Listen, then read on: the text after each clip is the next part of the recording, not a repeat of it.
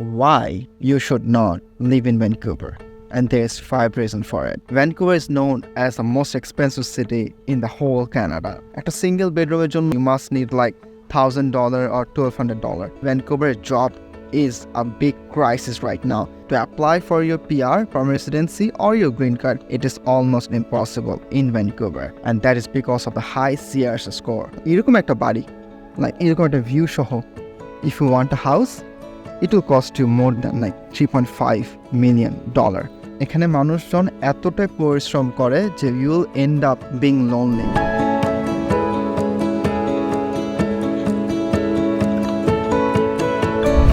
Assalamu alaikum everyone, this is me ALVIN RIFAT back with another video. আশা করি আপনারা সবাই সুস্থ এবং ভালো আছেন। আলহামদুলিল্লাহ আমি ভালো।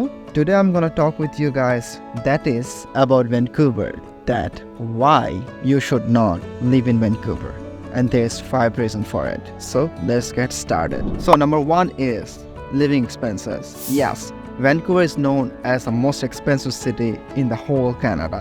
And Vancouver এত এক্সপেন্সিভ যাতে পার্ট টাইম জব করে ভ্যানকুভারে থাকতে পারবেন না, ইভেন ফুল টাইম জব যাওয়া করে তাদের থাকতে কষ্ট হয়ে যায়, because the rent here is about like beyond your budget level. একটা সিঙ্গেল বেডরুমের জন্য আগে যেমন খরচ হতো $600-700, এখন ভ্যানকুভার থাকার জন্য you must need like $1,000 or $1,200.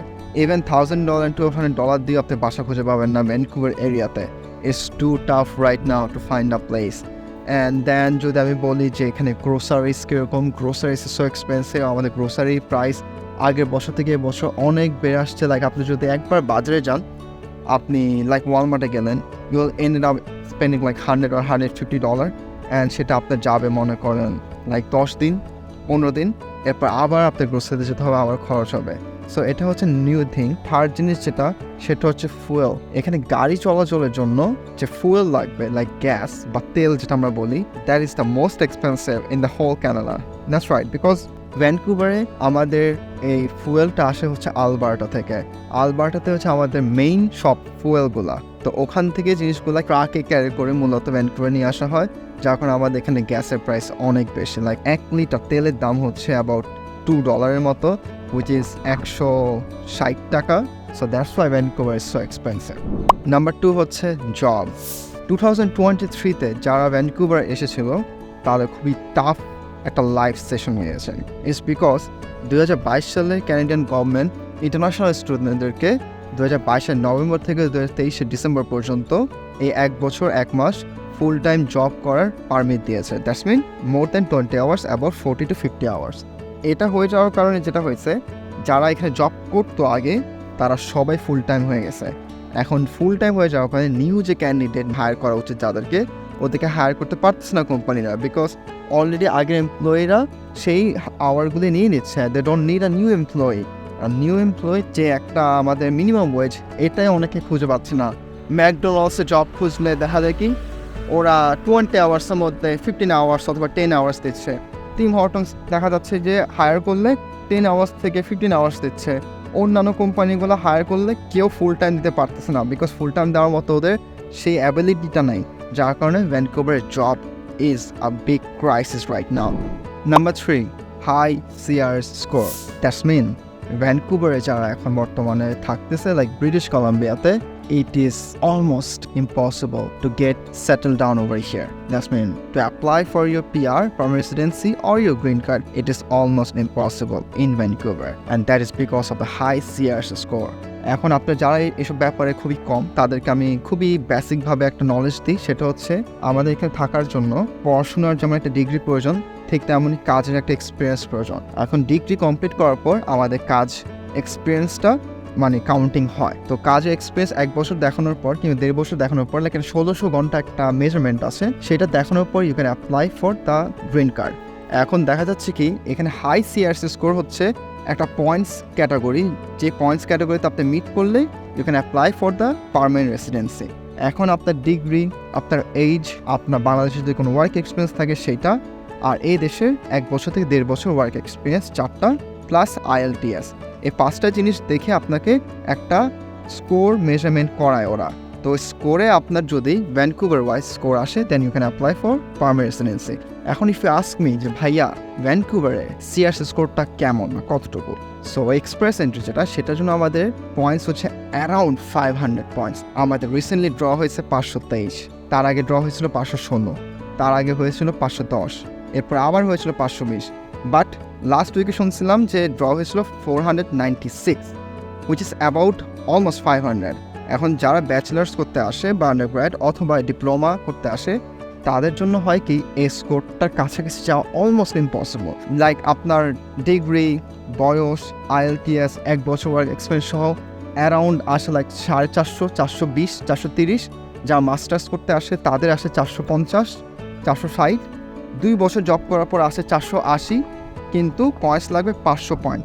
এই 500 পয়েন্টটা ভ্যানকুভারে গ্যাদার করা খুবই টাফ। লাইক আমার সাথে চেনাজন অনেকে আছে যারা কিন্তু 2 বছর জব করে ফেলছে, মাস্টার্স ডিগ্রি আছে, IELTS ভালো স্কোর আছে, still they cannot apply for the PR because এত বেশি আমাদের পয়েন্টস ক্যাটাগরি এখানে, লাইক এত বেশি রেস্ট্রিকশন যেটা ইম্পসিবল অ্যাপ্লাই করার জন্য।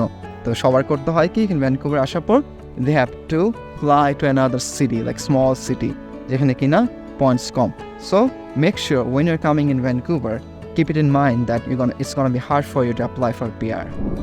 Number 4, যারা ভ্যানকুভারে সারা জীবনের জন্য থাকার প্ল্যান করতেছেন, লাইক আসার পর যে ভাই আমি বাংলাদেশ ছেড়ে আসছি, মানে I'm gonna settle down in Vancouver with my family, with my chacha, chachi, mama, mami, or just me, my wife, or me and my husband.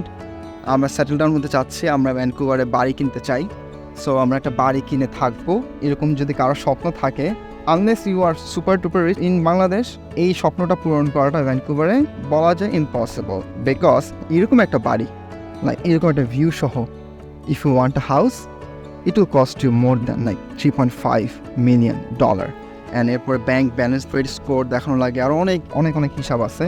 আগে যেমন ভ্যানকুভারে আপনার হাউস কেনা যেত 1 মিলিয়নের মধ্যে, লাইক মোটামুটি দেখতে হালকা হয়তো একটু পুরনো, but you still want get $1 million of house in Vancouver. But right now it's almost impossible, like 9, it's nothing. 1.5 মিলিয়নের মধ্যে আপনি বাসা পাবেন, but that will be like so old, বাসা হয়তো ভেঙে যাচ্ছে, এরকম নতুন করে রিবিল্ড করতে হবে, ওরকম আপনি স্টেজে একটা বাসা পাবেন। বাট অন অ্যাভারেজ একটা বাড়ি কেনার জন্য Vancouver you need $2 to 2.5 million to $3 million। তাও it will be so hard to find. আমাদের ফরেন বায়ার্স অলরেডি বন্ধ হয়ে গেছে, ফরেন বায়ার্স করতে পারে না, যারা থাকে তারা শুধু কিনতে পারে। তো কিপ ইট ইন মাইন্ড, যদি আপনারা ভ্যানকুভার থাকতে চান, বাড়ি কেনার ইচ্ছা থাকে, তাহলে আপনাদের আসলে এই জিনিসগুলো মাথায় রাখা উচিত। বলবো না যে এগুলো কেনা একদমই ইম্পসিবল, অফকোর্স পসিবল যদি আপনার ওরকম অ্যামাউন্টের টাকা থাকে বা করতে পারেন। If you are money maker, you can build a house for you. So এগুলো আর কি মাথায় রাখতে হবে। This is one of reason of not to stay in Vancouver and go to some smaller city, because smaller cityতে বাসা কেনা বা বাসা ভাড়া দেওয়া খুবই চিপ, অনেক চিপ। লাইক আলবার্টা বলেন, সাসকাচুয়ান বলেন, নোভা স্কোশিয়া বলেন, মানিটোবা বলেন, ওসব জায়গাতে বাড়ি কেনা খুবই চিপ, ওখানে দেখতে পারেন আপনারা। And yeah, that is a small advice from this little guy. Number 5, Vancouver is also known as the loneliest city in Canada. And সবচেয়ে বেশি সুইসাইডাল অ্যাটেম্প্ট ভ্যানকুভার হয়ে থাকে।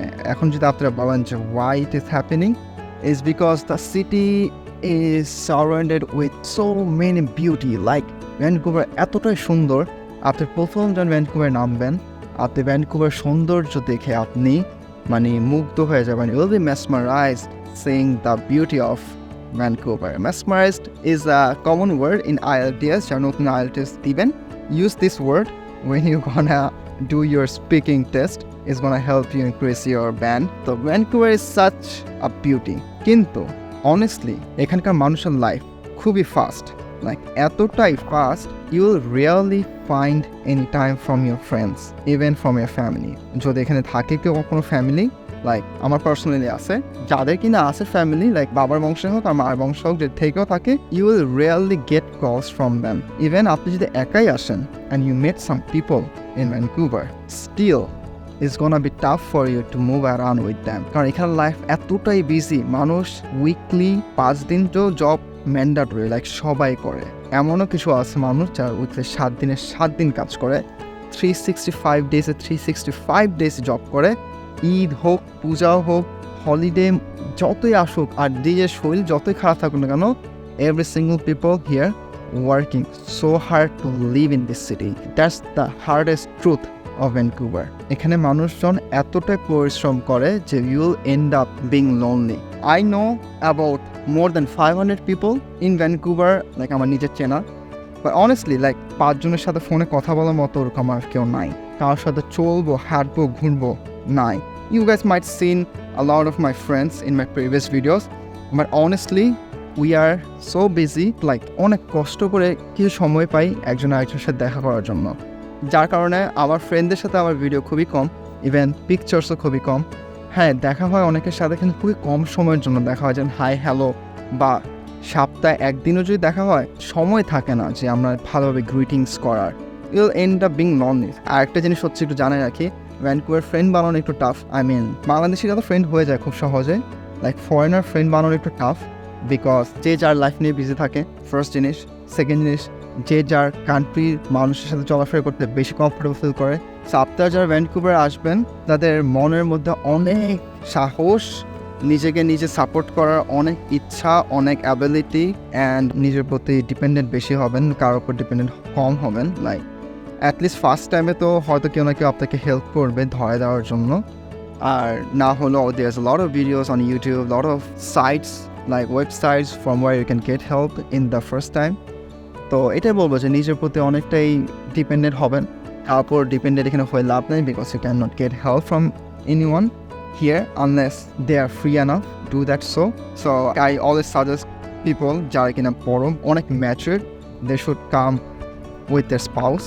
Like বিয়ে না করলেও বিয়ে করে ফেলেন। আপনারা যারা ইয়াং আছেন, try to get married as soon as possible, because এখানে আসার পর you'll end up being lonely, and ওই সব haram relationships actually not gonna give you any happiness. At the end of your life, you have to go to Allah, only you, with you. So there'll be no one with you. So this is the hardest truth of living in Vancouver.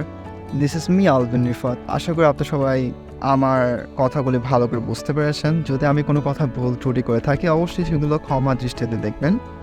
আমার জন্য দোয়া করবেন। আপনাদের সবাইকে আমি জানাই অনেক অনেক best of luck, whoever is coming in Vancouver. This is the 5 reasons you have to keep in mind when you were coming, because at the end of the day, these 5 reasons does matter in your life. Thank you for watching, and again, this is ALVIN RIFAT. See you guys in the next vlog. Assalamu alaikum.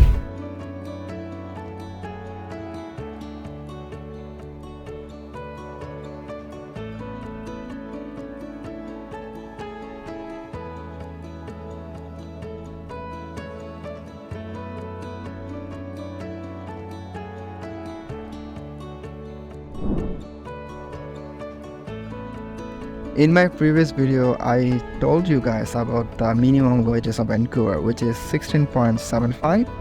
So এটা হচ্ছে Bangladeshi like 1350 টাকার মতো hourly earn করা যায়। আর যে international student part time job করে, তারা তো 80 ঘন্টা বেশি মান্থলি কাজ করতে পারবে না, লাইক 20 আওয়ার্স যদি উইকলি হিসাব করি। সো আপনারা মান্থলি আর্ন করতে পারবেন 1340 টাকার মতো। সো 1340 টাকা না, অ্যাকচুয়ালি ডলার। সো এটাকে যদি আমরা $1340 ইন্টু বাংলাদেশি টাকা হিসাব করি, 80 টাকা হিসাব করলে আপনি আর্ন করতে পারেন 1,07,000 টাকার মতো। সো 1,07,000 দিয়ে ভ্যানকুভারে থাকা পসিবল না। এই কারণে আমি লাস্ট ভিডিওতে বলছিলাম যে wait till you see the next video. So this is the next video যেখানে বলতেছি $1,000 যদি মান্থলি রেন্ট হয়, বাকি $300 দিয়ে ভ্যানকুভার চলাফেরা সম্ভব না। Now the rent is increasing, so keep it in mind when you're coming in Vancouver. That's why it's not possible to live here.